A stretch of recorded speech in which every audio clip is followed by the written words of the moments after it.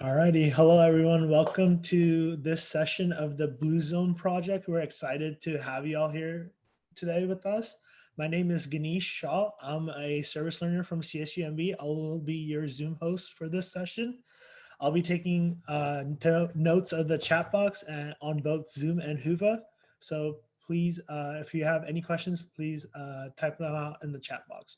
Just a few reminders, this presentation will be recorded. So if you don't want to be recorded, please leave your cameras off,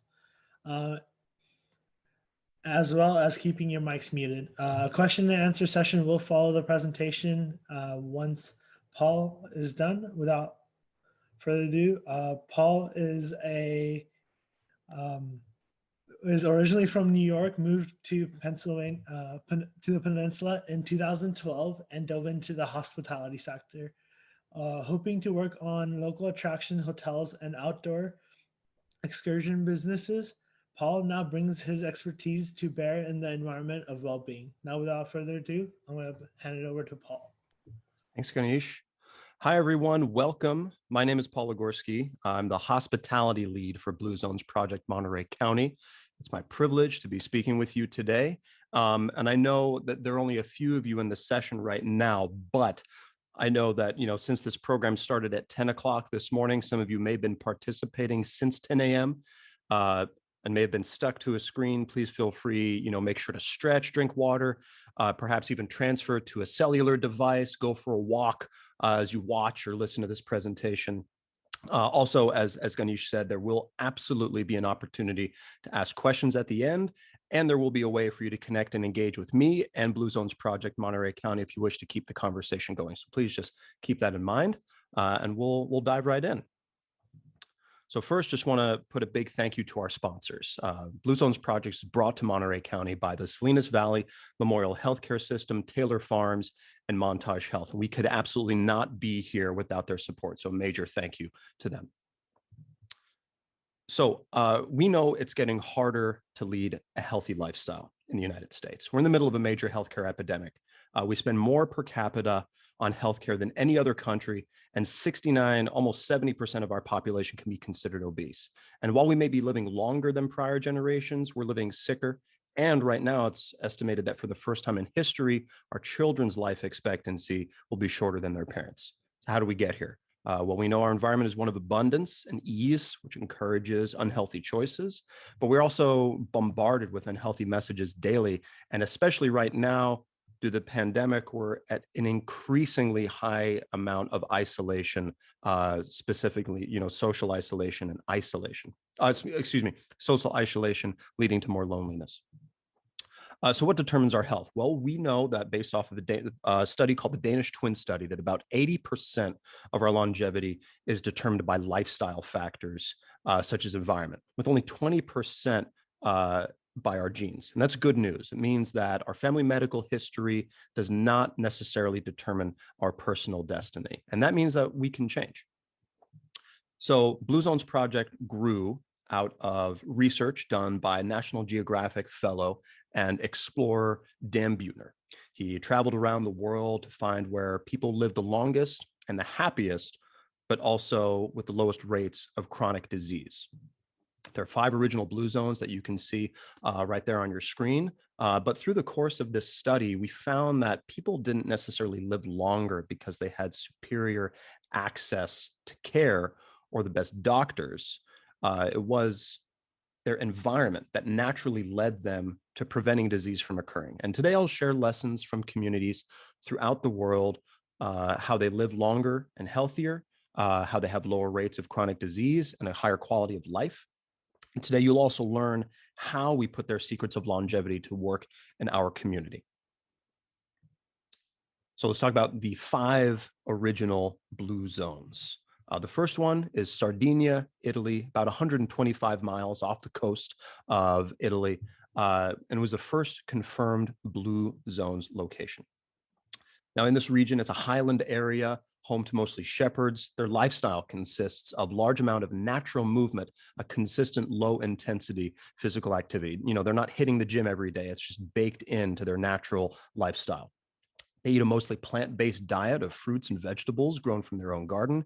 And if they do eat meat, It's only a few times per month, and the portion size is about the size of a deck of cards.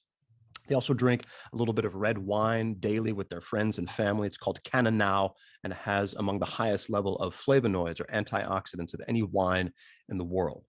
And they also have a positive attitude toward aging. In Sardinia, social equity increases as you age. So the older you are, more celebrated you become, and you're not necessarily viewed as a recipient of care, but respected as a contributed member of the family and the community. Next, we'll travel over to Okinawa, Japan, the other side of the world, which is our second blue zone, has the longest living female population. They have a very impressive longevity profile. They have the longest disability-free life expectancy. They live on average 7 years longer than Americans. There are five times as many centenarians overall in Okinawa. They also have 1/5 the rate of breast cancer, colon cancer, 1/6 the rate of cardiovascular disease, compared to the United States, where 80% of Americans over the age of 60 would develop one of these diseases in their lifetime. Now, similar to Sardinians, Okinawans observe a mostly plant-based diet, but it's not just what they eat, it's how much. They eat mindfully. They have smaller portions, and they also recite a 2,500-year-old phrase before they eat called harahachibu, which means eat until you're about 80% full. And stopping before you're full, that may be the difference between losing and gaining weight. And Okinawan culture has strong social networks called moais, small groups of people, usually formed in childhood, and they cultivate these friendships into lifelong bonds. And if you're looking at that photo of the women gathering around that table, the average age in that photograph is 101 years old. It's pretty impressive.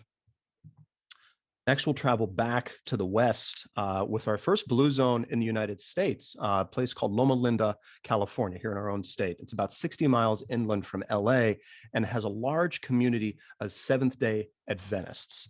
And due to their incredible health statistics, they've actually become the subject of the biggest epidemiology study in the United States, tracking over 100,000 Adventists for 30 years. Now, although people in Loma Linda have similar surroundings to other Americans, they live on average 10 years longer. They prioritize healthy behaviors, they have faith-inspired behaviors, and a strong sense of purpose. The last two blue zones were found in the Nicoya Peninsula in Costa Rica and Ikaria, Greece. All right, so what does this all mean? What's the point? Well, the commonalities that we distilled from the original 5 blue zones have come to be called the Power 9. And by incorporating these principles in our community, we aim to make the healthy choice the easy choice. So you can see, in these blue zones locations, they put loved ones first. They make time to connect with friends. We call that friends at 5. They do mostly plant-based diet, called the plant slant. They follow that 80% rule, that hara hachibu principle. They also take time to determine their own individual purpose, but also take time to downshift, to literally stop working and take a break. They also don't necessarily prioritize high intensity, cardiovascular exercise like hitting the gym, but they find ways to move naturally throughout the day. They also, in their community, they have that strong sense of belonging. They're putting their elders in their community. They still have social equity, and they have a lot of individuals like-minded. But it's not just about individuals.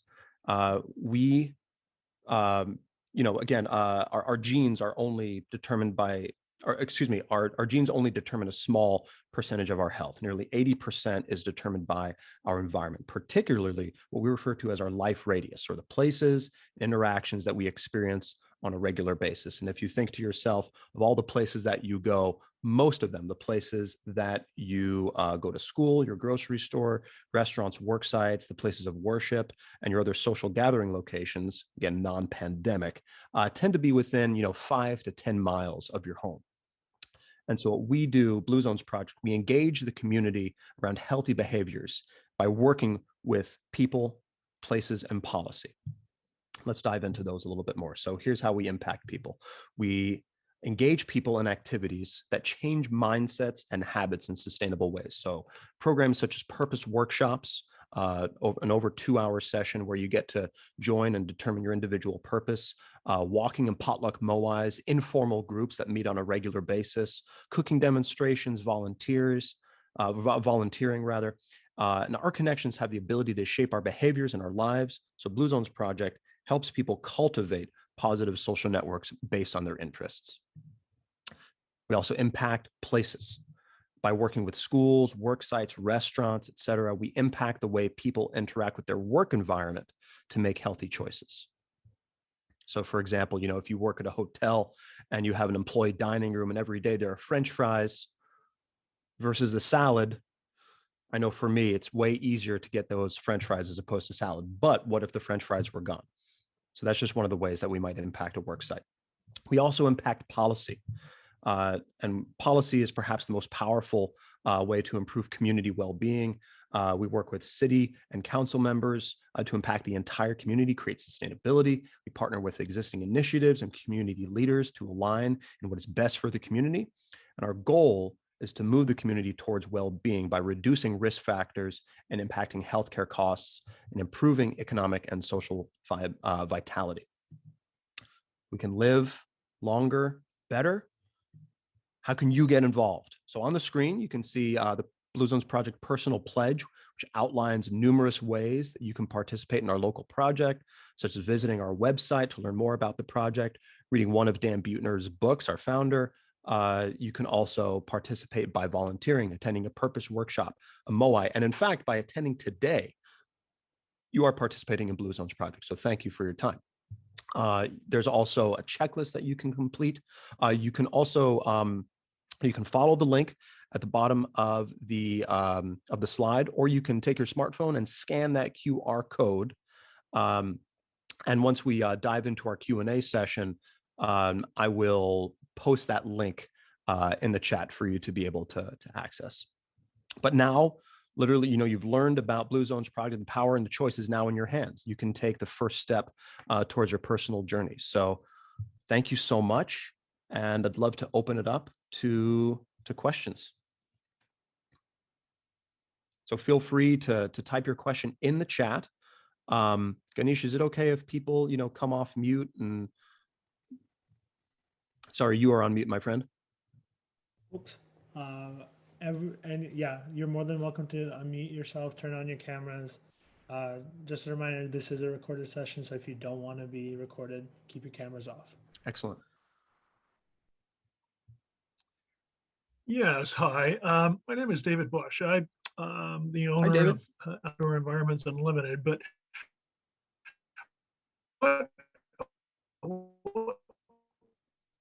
hi, how are you? Thanks for what you're sharing, because it's absolutely very wonderful to get involved and has build and develop a freshwater aquarium, public aquarium and aqua garden here in California, Monterey County.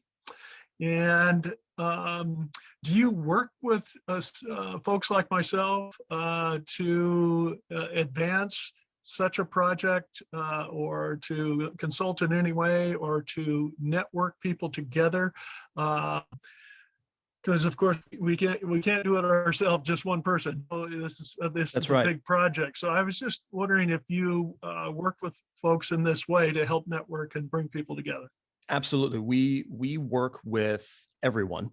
And I'm sorry, David, thank you so much for your question. It did cut out a little bit, but it sounded like you're working to create a freshwater aquarium in Monterey County. Is that right? Public aquarium. Fantastic. I am, yes. So so we absolutely work with nonprofit organizations. I worked at the aquarium for about 6 years. And one of my favorite aquariums is over on the East Coast, the freshwater aquarium, right there. It was absolutely mind-blowing. But yes, we Tennessee, in Tennessee. That's exactly right. Yeah, the Tennessee aquarium. Just incredible design there. It's a beauty. Yeah. So to answer your question, yes. We work one-on-one with individual work sites. That's in fact my job as hospitality lead. I work with hotels, restaurants, attractions to transform their work environment, bring them through the process to become a Blue Zones Project approved work site. But part of the virtue of getting involved in Blue Zones Project is you now have just access to abundant resources. We have committees where individuals share connections and resources as well. So absolutely, yes, there's a networking component. Then there's also, the resource sharing component. So yeah, there are a lot of different ways. And please send me an email. I'd love to learn more about the development of that freshwater aquarium. I'd love to connect with you further. Okay, yeah, we'll connect later. Okay, Fabulous. Thanks very much. Of course, thank you. Thanks for your question.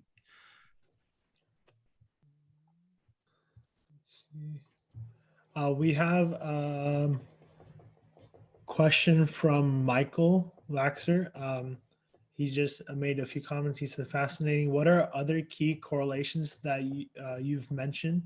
Daily activities, mindfulness / sense of gratitude, not overeating, concepts of purpose / faith, respect for elders. Is this a correct summary? Are there other correlations such as a focus on family, weather patterns? Weather patterns. Yeah, thank you. Thanks, Michael, for asking your question.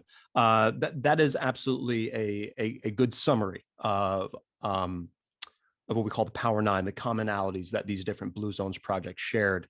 The different Blue Zones locations shared.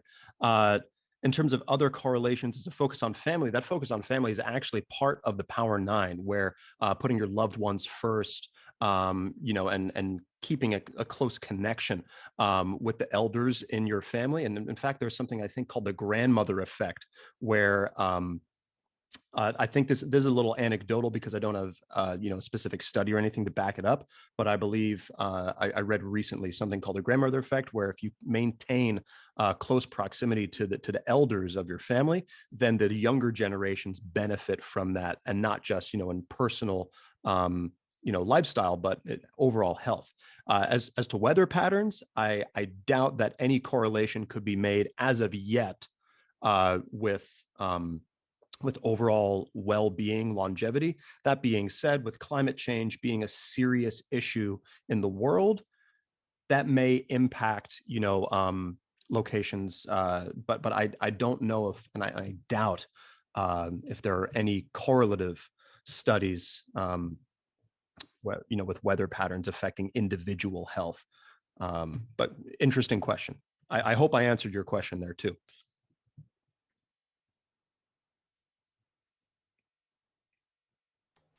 I think you might have mentioned this a little earlier. How can someone like me be more involved in a project like this as a volunteer? Sure. Yeah, Ganesh, absolutely. Thank you. So right now, due to the pandemic, in Monterey County having only just emerged from the purple tier, we've been unable to participate in the community in the ways that we normally prefer to, which means, in-person, large events, gathering the community. But going forward, as we, as the majority of our county and the country, the world gets vaccinated, there will absolutely be opportunities, volunteer opportunities in particular, for individuals to get involved. We hope to be very present in the community as well. But if you email me, you can absolutely get involved. And let me go back to the slide with the QR code, because by scanning that code or following that website, there are ways that you can get connected. By signing the pledge, you're going to get connected because you're going to be receiving a monthly newsletter. But you can also see, if you go to Monterey County .bluezonesproject.com, there are other ways to get involved as well. And thank you for the information. I really appreciate it.